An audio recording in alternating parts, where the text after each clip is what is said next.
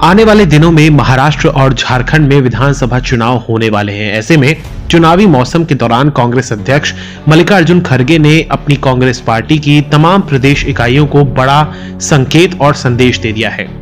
अध्यक्ष खड़गे ने कहा है कि दरअसल राज्य के बजट आकार को देखकर ही घोषणाएं की जाएं।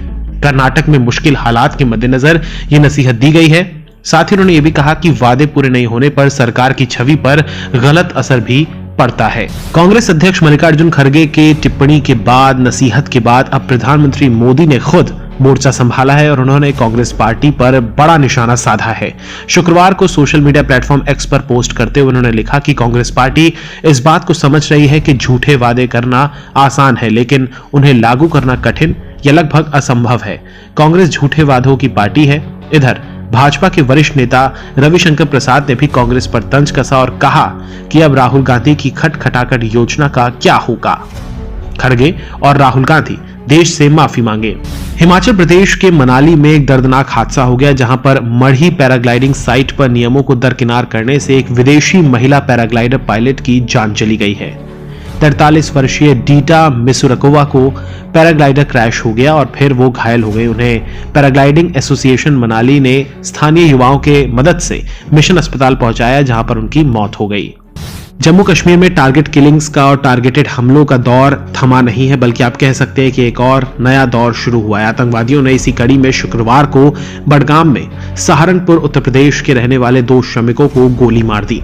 श्रमिकों की पहचान उस्मान मलिक और सूफियान के तौर पर हुई है। ये दोनों ही मजदूर जल जीवन मिशन के तहत पेयजल आपूर्ति परियोजना के निर्माण कार्य में लगे हुए थे।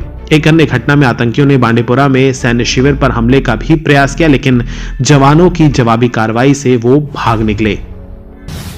भारत और चीन के बीच लंबे समय से चल रही बातचीत के बाद समझौता हुआ और इसी कड़ी में पूर्वी लद्दाख में LAC से लगे देपसांग और डेमचोक में टकराव खत्म करते हुए भारत और चीन ने अपने सैनिकों को पीछे हटने के बाद पेट्रोलिंग की शुरुआत कर दी है। सूत्रों के मुताबिक भारतीय सेना ने शुक्रवार को डेमचोक के अग्रिम मोर्चे पर अपनी पेट्रोलिंग पार्टी के साथ गश्त शुरू की। देपसांग के इलाके में भी भारतीय सैनिकों की ओर से पेट्रोलिंग जल्द ही शुरू कर दी जाएगी। इस बीच आपको बता दें कि दीपावली के मौके पर लद्दाख में Chushul Moldo border meeting point पर भारत और चीन के सैनिकों के बीच मिठाइयों का आदान प्रदान भी हुआ है। कनाडा के प्रधानमंत्री जस्टिन ट्रूडो के अब सुर बदलते हुए नजर आ रहे हैं। गुरुवार को दीपावली की शुभकामनाएं देने के साथ ही उन्होंने ये भी कहा कि देश में बढ़ते हुए खालिस्तान समर्थक उग्रवाद के मद्देनजर भारत और कनाडा के बीच राजनयिक तनाव के बीच हिंदुओं के साथ खड़े होने का उन्होंने वादा किया है। इंडो कनाडाई लोगों की प्रशंसा करते हुए उन्होंने एक बयान में जस्टिन ट्रूडो ने प्रवासी भारतीयों के लिए दीपावली के महत्व को भी एक प्रकार से बताया है। जम्मू कश्मीर में जब से विधानसभा चुनाव हुए हैं और उमर अब्दुल्ला राज्य के मुख्यमंत्री बने हैं, उसके बाद से प्रदेश की बेहतरी के लिए राजभवन और केंद्र के साथ मिलकर चलने का जो दावा और वादा था वो लगभग अधूरा होता हुआ दिख रहा है। उमर सरकार और राजभवन के बीच खींचतान भी लगातार शुरू हो चुकी है। उमर और उनकी कैबिनेट के किसी भी मंत्री ने 31 अक्टूबर को जम्मू कश्मीर के केंद्र शासित प्रदेश के तौर पर छठे संस्थापना दिवस समारोह में जाने से इनकार कर दिया और कहा कि वो अपने राजनीतिक एजेंडे पर समझौता करने के बिल्कुल भी मूड में नहीं है। उत्तर कोरिया की तरफ से ये दावा किया गया है कि उसने नए ह्वानसोंग 19 अंतर महाद्वीप बैलिस्टिक मिसाइल का सफलतापूर्वक परीक्षण कर लिया है, जो कि अमेरिका में कहीं पर भी हमला कर सकती है।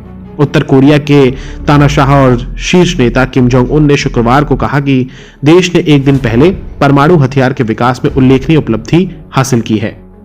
मुंबई के वानखेड़े स्टेडियम में खेले जा रहे भारत और न्यूजीलैंड के बीच तीसरे और अंतिम टेस्ट मैच में न्यूजीलैंड ने पहले बल्लेबाजी करने का फैसला लिया और पूरी टीम 235 पर आउट हो गई, जिसमें रविंद्र जडेजा ने 5 विकेट हासिल किए, जबकि वॉशिंगटन सुंदर ने 4 विकेट अपने नाम किए।